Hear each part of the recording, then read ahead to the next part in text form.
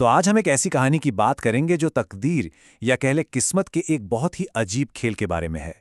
ये एक ऐसी कहानी है जहां इंसाफ के तराजू को बड़ी चालाकी से झुका दिया जाता है और सही गलत के बीच की लकीर ना वो पूरी तरह धुंधली पड़ जाती है। देखिए, पहली नज़र में तो ये कहानी बड़ी सीधी सादी लगती है। एक परिवार है, पिता की छोड़ी हुई कुछ जायदाद हैं और 3 बेटे हैं जो अपना अपना हिस्सा चाहते हैं। लेकिन जैसा कि अक्सर होता है, जो कहानियां जितनी सरल दिखती हैं उनमें उतने ही पेचीदा मोड़ आते हैं। और यहीं यहीं असली सवाल उठता है कि जब कोई जायदाद बढ़ती है तो क्या उसके साथ साथ इंसाफ भी बढ़ जाता है? क्या हर हिस्से के साथ ईमानदारी भी आती है? चलिए देखते हैं कि इस बंटवारे की असलियत क्या थी। तो हमारी कहानी की शुरुआत होती है चंद्रनगर गांव से। पिता के गुजर जाने के बाद माहौल में दुख तो था ही, लेकिन साथ ही एक उम्मीद और लालच की आहट भी थी, क्योंकि आज विरासत के बंटवारे का दिन था। एक ऐसा बंटवारा जो एक बहुत बड़ी बेइंसाफी की नींव रखने वाला था।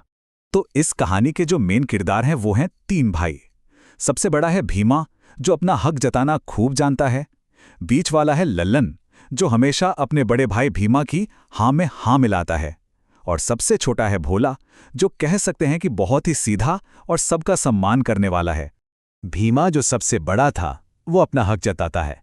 वो कहता है, बंटवारा मैं करूंगा। अब देखिए, सम्मान और परंपरा की वजह से लल्लन और भोला दोनों फौरन मान जाते हैं।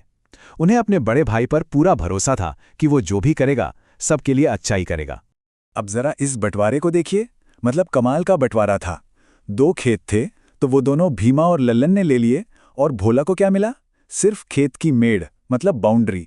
आम का पेड़ था तो फल देने वाली सारी डालियां दोनों बड़े भाइयों की, और भोला के हिस्से में आई सिर्फ पेड़ की जड़।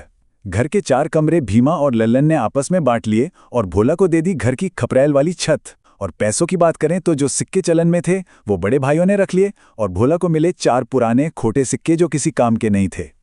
तो जाहिर है, इस बेइंसाफी भरे बंटवारे का नतीजा भोला के लिए बहुत ही बुरा होना था। असल में ये उसके जीवन के सबसे मुश्किल दौर की शुरुआत थी। एक ऐसा वक्त जो उसकी हिम्मत और जीने की हर हद को आजमाने वाला था। मतलब बंटवारे की बात अभी खत्म ही हुई थी कि भीमा और लल्लन ने भोला और उसकी पत्नी पद्मा को पुश्तैनी घर से ही बाहर निकाल दिया। बेचारे, उन्हें तालाब के किनारे एक छोटी सी झुपड़ी बनाकर रहना पड़ा। अब भोला तो भाई पूरी तरह से टूट गया था। उसे लगा कि उसकी तो दुनिया ही लुट गई है और अब आगे कोई रास्ता नहीं बचा। एक तो पद्मा अपने पति के इस तरह चुप रहने से नाराज थी, और ऊपर से उनकी जो आखिरी उम्मीद थी, वो 4 पुराने सिक्के, वो भी टूट गई। जब गांव के मुखिया ने भी कह दिया कि ये सिक्के तो चलन से बाहर हैं, किसी काम के नहीं। खैर, मुखिया को उन दोनों पर तरस आ गया और उसने उन्हें अपने खेतों में मजदूरी का काम दे दिया। ये उनके लिए एक छोटी सी राहत तो थी, लेकिन साथ ही ये इस बात का भी सबूत था कि वो कहां से कहां आ गए थे। तो जहां एक तरफ भोला ने हिम्मत हार दी थी, वहीं कहानी में एक ऐसा मोड़ आता है जिसकी किसी ने उम्मीद नहीं की थी। और ये मोड़ किस्मत का नहीं, बल्कि भोला की पत्नी पद्मा की तेज बुद्धि का नतीजा था, जो अब उनकी किस्मत को एक नई दिशा देने वाली थी। भोला तो बस यही रट लगाए हुए था कि मैं तो बर्बाद हो गया, अब हम क्या करेंगे। उसे अपने चारों तरफ सिर्फ अंधेरा ही अंधेरा दिख रहा था, कोई उम्मीद की किरण नहीं। लेकिन भोला की पत्नी पद्मा, वो हार मानने वालों में से नहीं थी। उसके दिमाग में तो कुछ और ही चल रहा था। एक पूरा प्लान तैयार हो रहा था। पद्मा ने बड़े पक्के इरादे से भोला से कहा, आज रात हम वो काम करेंगे जो आपको बहुत पहले कर देना चाहिए था। मतलब साफ था, अब चुप बैठने का वक्त खत्म हो चुका है। और बस यहीं से पद्मा का प्लान शुरू होता है।